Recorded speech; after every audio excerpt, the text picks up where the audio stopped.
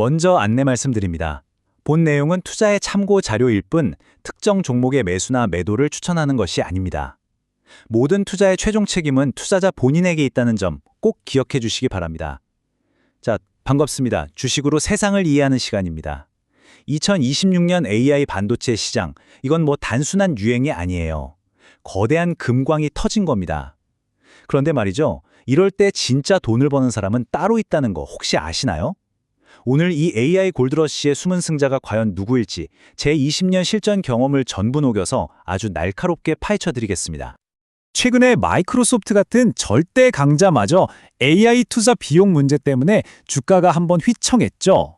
그러니까 시장에서는 벌써 이거 거품 꺼지는 거 아니야 하는 목소리가 슬슬 나옵니다. 하지만 제 경험상 말이죠. 이런 변동성은 진짜 기회를 잡을 수 있는 아주 좋은 신호일 때가 정말 많았어요.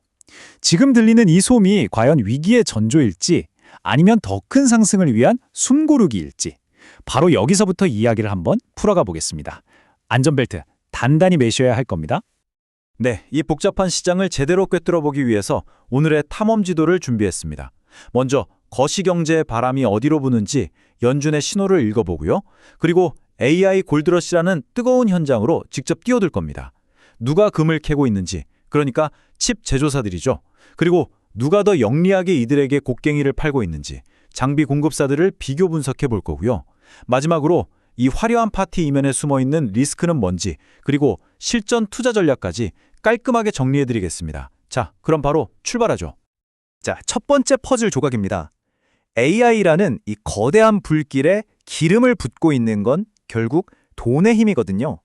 그 돈의 흐름을 좌우하는 거시경제, 그리고 그 중심에 있는 연준의 속마음부터 한번 샅샅이 훑어보겠습니다. 자, 이 슬라이드가 아주 흥미롭습니다. 파월 의장의 이 발언, 표면적으로는 좀 지켜보겠다는 신중론처럼 들리죠.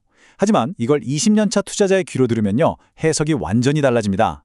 이건 더 이상 금리를 올릴 생각은 없다는 아주 강력한 시그널이에요. 시장의 유동성을 충분히 공급했으니까 이제 기업들이 이 돈으로 뭘 하는지 한번 지켜보겠다는 거죠. 바로 이 자신감이 기술주, 특히 AI 관련주에 대한 투자 심리를 아주 강력하게 떠받치고 있는 겁니다. 이 슬라이드가 현재 시장의 핵심 딜레마를 아주 정확하게 보여주고 있어요. 연준은 속도 조절을 외치는데 시장은 이걸 엑셀을 밟으라는 신호로 받아들이고 있는 거죠. 제 경험상 이런 인식의 차이, 즉 괴리는 단기적으로 엄청난 변동성을 만들어냅니다. 하지만 결국 시장은 유동성의 힘을 따라가더라고요. 지금은 연준의 신중함보다는 시장의 낙관론에 조금 더 무게를 둬야 할 시점이라고 저는 판단하고 있습니다. 자, 이렇게 시장에 돈이 풀릴 거라는 기대감이 커지면서 그 막대한 자금은 어디로 갈까요? 당연히 가장 성장성이 높은 곳으로 몰리게 되어 있습니다. 바로 인류의 미래를 바꿀 기술 AI 산업이죠. 그럼 이 거대한 돈의 흐름이 어떻게 AI 반도체 골드러시라는 엄청난 판을 만들고 있는지 그 뜨거운 현장으로 직접 들어가 보겠습니다. 우리가 평소에 감탄하면서 쓰는 챗 GPT나 미드저니 같은 AI 서비스들 있잖아요. 이게 그냥 소프트웨어가 아닙니다. 화면 뒤편에는요, 축구장 몇 개 크기의 데이터 센터, 그리고 그 안을 가득 채운 수십, 수백만 개의 반도체 칩이 정말 밤낮 없이 돌아가고 있어요. AI 혁신의 본질은 결국 하드웨어, 즉 반도체 전쟁이라는 걸 절대로 잊으면 안 됩니다. 화면에 보이는 이 차트를 좀 보세요. 그 규모가 한눈에 들어오죠. 마이크로소프트나 구글 같은 빅테크들이 AI 인프라에 쏟아붓는 돈이 2026년에는 무려 100조 원을 넘었을 전망이라고 합니다. 이건 단순한 투자가 아니에요. 미래 AI 시장의 패권을 잡기 위한 일종의 군비 경쟁인 겁니다. 이 상상을 초월하는 자금이 결국 AI 반도체 칩에 대한 끝없는 수요로 이어지는 거죠. 시장이 마치 카페인을 과다 섭취한 듯 흥분 상태인 이유가 바로 여기에 있습니다. 자, 그럼 자연스럽게 다음 질문으로 넘어가야겠죠. 이 엄청난 총알을 고스란히 받아먹는 플레이어는 과연 누구일까요? 이 골드러시의 주인공들을 직접 만나볼 시간입니다. 드디어 주인공들이 등장합니다. 이 디지털 금광에서 가장 먼저 그리고 가장 많은 금을 캐고 있는 거인들, 바로 삼성전자와 SK하이닉스 같은 메모리 반도체 제조사들입니다. 이 표를 한번 보시죠. 정말 숫자들이 그야말로 경이롭습니다. 특히 저 영업이익률이 60%를 넘어섰다는 건데 이건 제조업에서는 거의 상상하기 힘든 수치예요. 무슨 명품 브랜드나 독점 플랫폼 기업에서나 볼 수 있는 그런 마진율이죠. 제품 하나 팔아서 원가 빼고 60% 이상을 이익으로 남긴다는 뜻이거든요. 그 비결은 바로 HBM, AI 시대의 캐비어라고 불리는 고대역폭 메모리 덕분입니다. 이 HBM 시장을 누가 장악하느냐가 앞으로 두 거인의 운명을 가릴 겁니다. 여기서 핵심은 이 숫자들 자체가 아니에요. 이건 과거의 PC나 스마트폰 붐과는 차원이 다른 거대한 슈퍼사이클이 도래했다는 아주 강력한 신호라는 겁니다. 과거의 사이클이 보통 3에서 4년 주기로 오르락내리락 했다면 이번 AI 슈퍼사이클은 최소 5년 이상 훨씬 더 높은 강도로 지속될 가능성이 높아요. 왜냐하면 AI는 특정 기기가 아니라 모든 산업을 바꾸는 기반 기술이기 때문이죠. 하지만 금광을 직접 캐는 광부에게 투자하는 것만이 유일한 방법일까요? 제 투자 철학 중에 하나가 전쟁터에서는 무기상에 투자하라라는 겁니다. 광부들에게 곡괭이나 삽 같은 도구를 공급하는 회사들을 살펴보시죠. 어쩌면 이게 더 안정적이고 현명한 선택일 수 있습니다. 이 고전적인 격언이 지금 AI 반도체 시장만큼 잘 들어맞는 곳도 없을 겁니다. 생각해보세요. 삼성과 하이닉스가 치열하게 경쟁하면 할수록 이들에게 장비와 부품을 파는 회사들의 실적은 조용히 그리고 아주 꾸준히 우상향할 가능성이 높겠죠. 특정 광부가 성공하든 실패하든 상관없이 돈을 버는 구조니까요.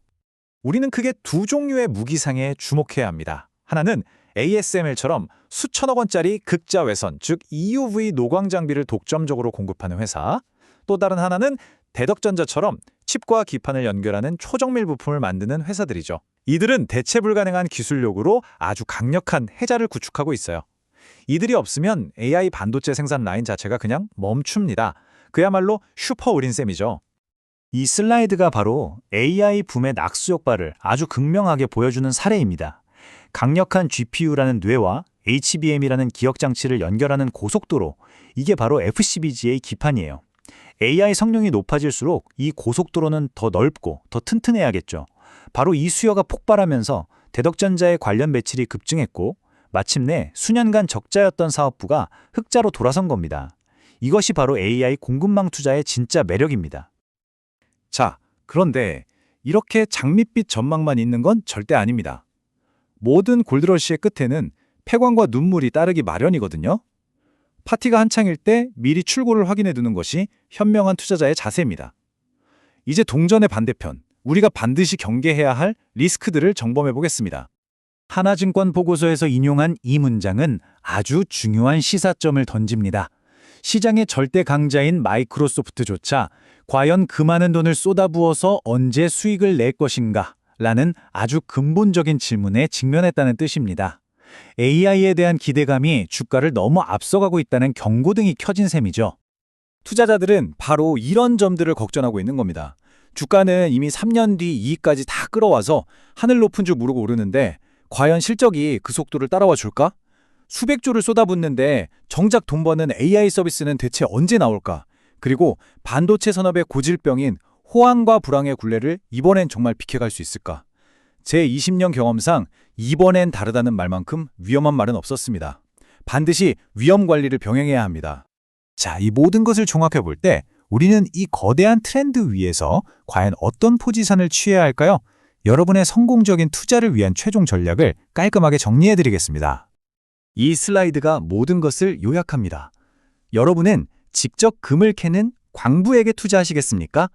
아니면 모든 광부에게 곡괭이와 삽을 파는 장비 판매상에게 투자하시겠습니까? 전자는 잘 되면 엄청난 수익을 기대할 수 있지만 경쟁에서 밀리면 큰 손실을 볼 수도 있죠.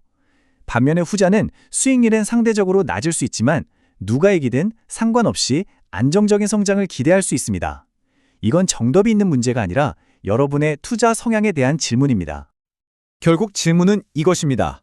여러분은 화려한 스포트라이트를 받는 탐사자와 묵묵히 그들의 성공을 돕는 혁신가 중에서 어디에 베팅하시겠습니까? 정답은 없습니다. 하지만 오늘 우리가 함께 살펴본 이 AI 골드러시의 구조, 즉 누가 돈을 쓰고 누가 돈을 버는지를 이해하는 것, 이것이야말로 앞으로 여러분의 성공적인 투자를 위한 가장 중요한 나침판이 될 겁니다. 이상 주식으로 세상 이야기였습니다.